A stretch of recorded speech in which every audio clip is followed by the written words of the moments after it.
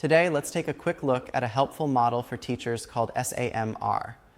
This model helps us think about how we use technology in the classroom. It was developed by Dr. Ruben Puentedura. SAMR has 4 levels: substitution, augmentation, modification, and redefinition. Here's a simple example. Imagine a teacher gives students a paper worksheet. If the same worksheet is shared digitally, like through Google Docs, that's substitution. The task stays the same, but the format changes. If the digital version offers extra features, like instant feedback or comments, that's augmentation.